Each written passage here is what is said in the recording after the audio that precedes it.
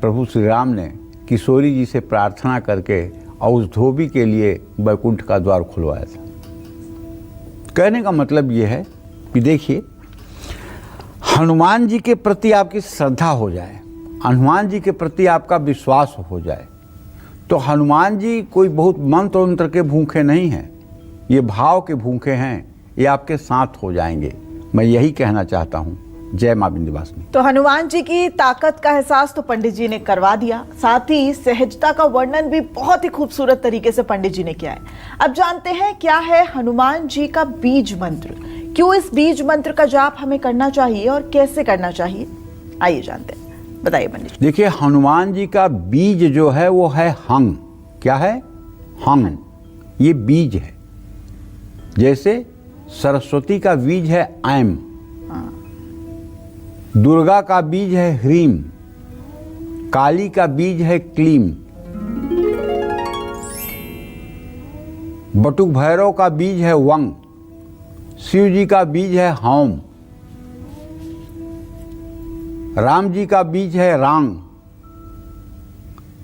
इस तरह से सभी देवताओं के एक बीज मंत्र हैं। गणेश जी का बीज है गंग, अग्नि का बीज है रंग। आप देखिए ना, जब कभी आपके यहाँ हवन का आयोजन होगा और आपके यहाँ हवन कुंड बनाया जाएगा, तो हवन कुंड के ऊपर ब्राह्मण लोग रंग लिखते हैं। र लिख करके ऊपर बिंदी देते हैं। रंग क्यों लिखते हैं? अग्नि का बीज मंत्र है, और वो बीज मंत्र लिख करके अग्नि का आवाहन किया जाता है। हम लोग छोटी छोटी बातों पर ध्यान नहीं देते, जहाँ सनातन धर्म की गूढ़ तत्व छिपे हुए हैं। तो हनुमान जी का जो मंत्र है, ओम हंग हनुमतये नमः, हनुमान जी के इस बीज मंत्र का जप करने से एकाग्रता बढ़ती है, शक्ति बढ़ती है, सकारात्मक ऊर्जा का प्रभाव बढ़ता है। शनि की 7.5 हो या ढैया हो या शनि की महादशा हो, मैं दावे के साथ कहता हूँ, यदि व्यक्ति हनुमान उपासना में लगा हुआ है तो शनि देव का कोई अशुभ प्रभाव ऐसे व्यक्ति पर नहीं पड़ेगा। बीज मंत्र के जप से शरीर को बल मिलता है और सहन शक्ति बढ़ती है, साहस और आत्मविश्वास में वृद्धि होती है, नकारात्मक ऊर्जा को भी दूर रखता है। हनुमान जी का बीज मंत्र, हनुमान जी के बीज मंत्र का जप सूर्योदय के समय आप करें तो बहुत ही अच्छा रहेगा। वैसे आप कभी भी कर सकते हैं। पूरब दिशा की ओर मुँह करके 108 बार भी अगर ये बीज मंत्र रोज बोला जाए तो निसंदेह ऐसे व्यक्ति के अंदर पॉजिटिविटी रहती है।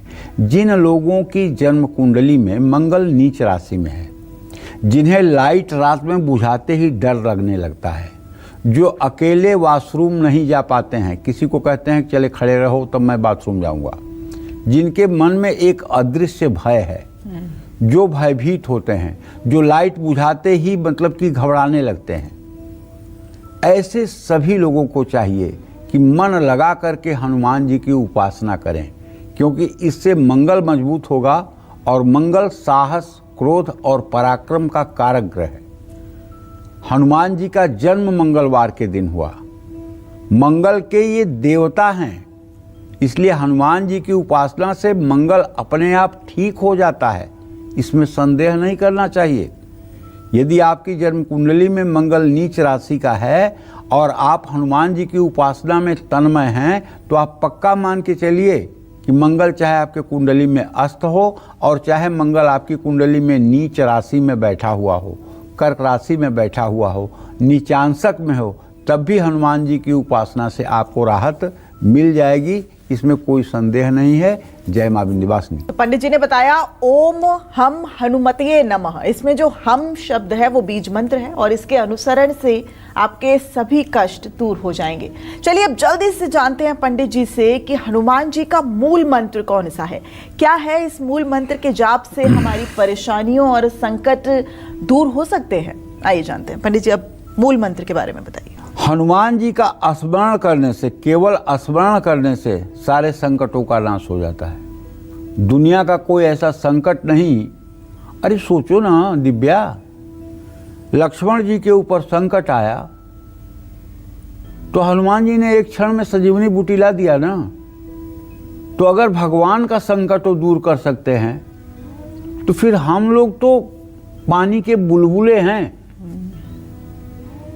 जैसे पानी के ऊपर बुलबुले दिखाई देते हैं और कुछ मिनट के बाद फूट जाते हैं, उसी तरह से हम लोग बुलबुले की तरह कुछ समय दिखाई दे रहे हैं।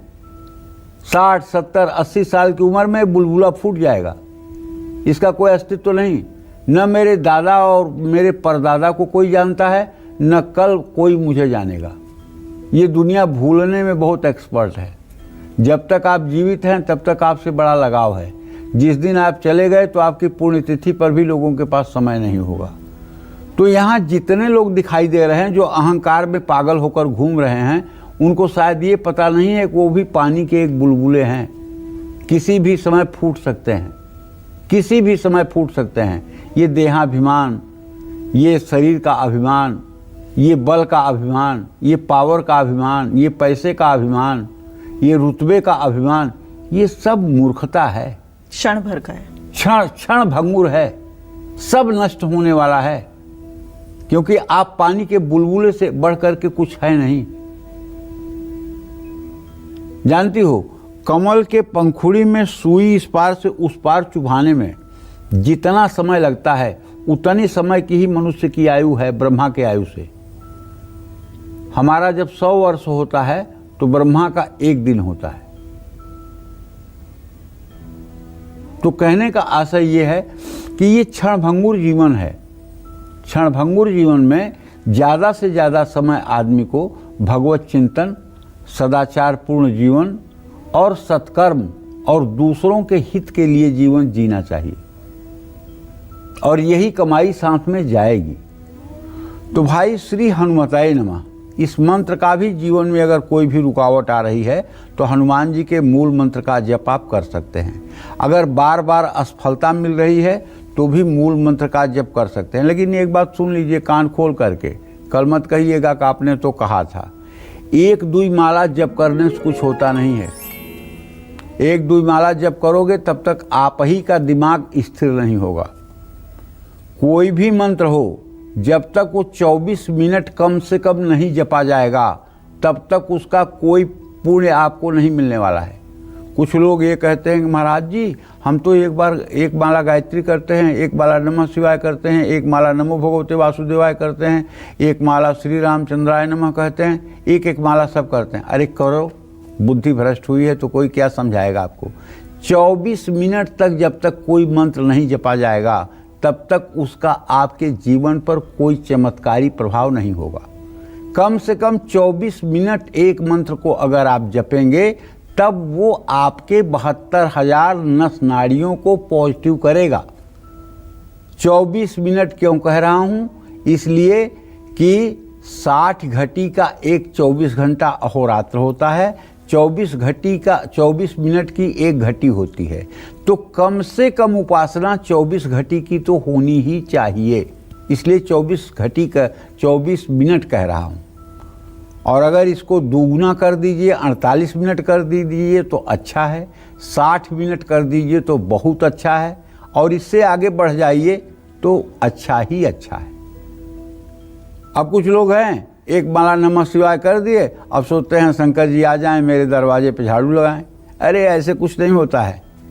12,000 वर्ष तक पार्वती ने तपस्या किया सूखे बेल के पत्ते खाकर शिव जी को प्राप्त करने के लिए, और उसके बाद संकल्प देखिए, कोट जतन लग रगर हमारी, बरहु शंभु न त रहूं कुंवारी। इतनी बड़ी प्रतिज्ञा कि 1 करोड़ जन्म लूंगी तब भी मेरी रगड़ यही रहेगी कि या तो शिव को पति रूप में पाऊंगी या तो कुंवारी मर जाऊंगी।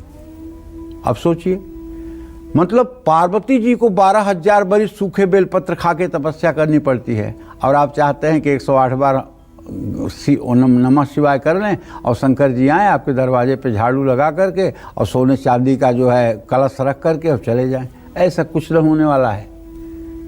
कुछ तन्मयता दिखाइए प्रभु के प्रति, कुछ समर्पण दिखाइए, कुछ त्याग दिखाइए। अगर वैवाहिक जीवन में कलेश है तो भी हनुमान जी के मूल मंत्र का आप जप करिए, आपको लाभ मिलेगा, ये मेरा दावा है। नौकरी या कारोबार में दिक्कत है, पढ़ाई में मुश्किल आ रही है, तो भी इस मंत्र को जपिए। शारीरिक कष्ट और मानसिक तनाव में भी ये मंत्र चमत्कारी है। जय मां विंध्यवासिनी। पंडित जी, अब चर्चा को आगे बढ़ाएं, लेकिन हमारे दर्शक आपके द्वारा पौराणिक कथाओं को बड़े दिल से सुनते हैं। ऐसे में शनि और हनुमान से जुड़ी कोई एक बहुत दिलचस्प कथा हमें जरूर बताइए। शायद हमारे दर्शकों ने न सुना हो तो वो आज सुन लेंगे। देखो, ऐसा है, रावण जो था बड़ा पराक्रमी, दुष्ट और वरदानी था। उसके साथ वरदान था कि मनुष्य और बंदर को छोड़कर उसको कोई मार नहीं पाएगा। चलत दसानन डोले अवनी, जब वो चलता था ना पृथ्वी पर तो धरती डोलती थी। पूरा कैलाश को दोनों हाथों पर उठा करके शिव तांडव स्तोत्र कहा है उसने।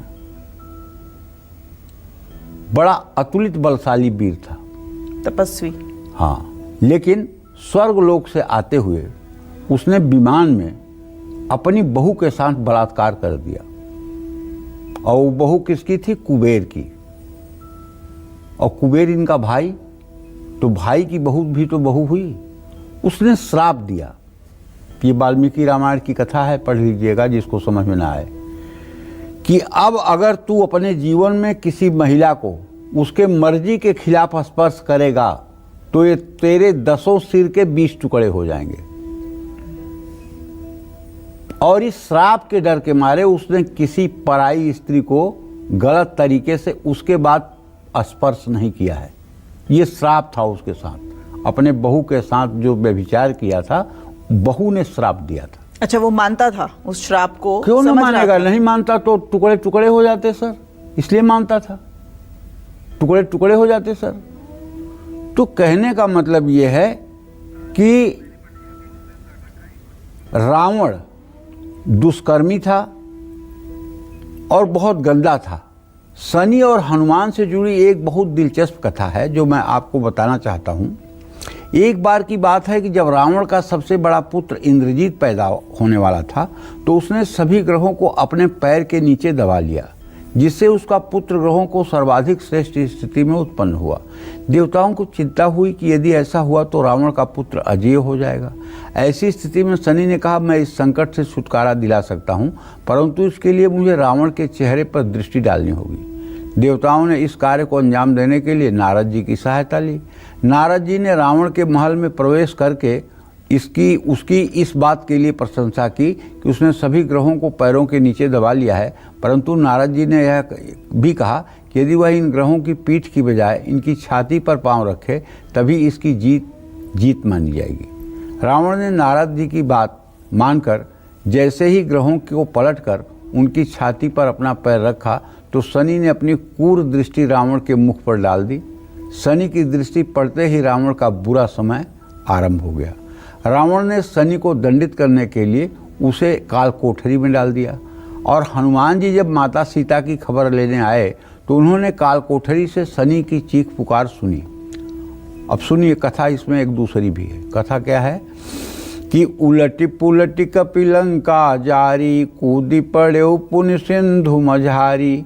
उलटी पुलटी, हनुमान जी ने लंका को ऐसे नहीं उलट दिया था, बल्कि शनि को पैरों के बल बांध करके शनि को उल्टा लटका दिया था।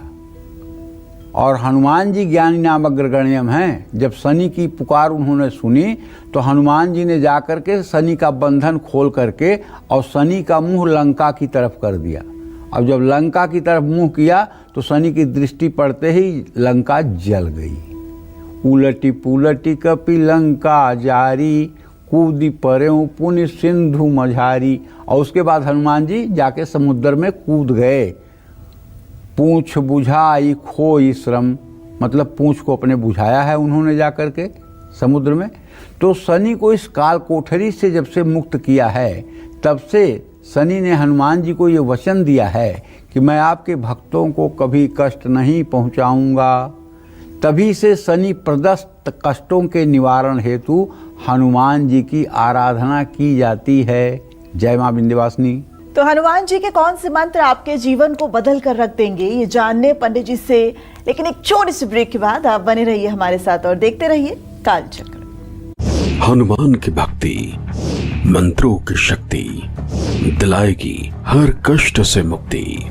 जानिए हनुमान मंत्रों के महा उपाय।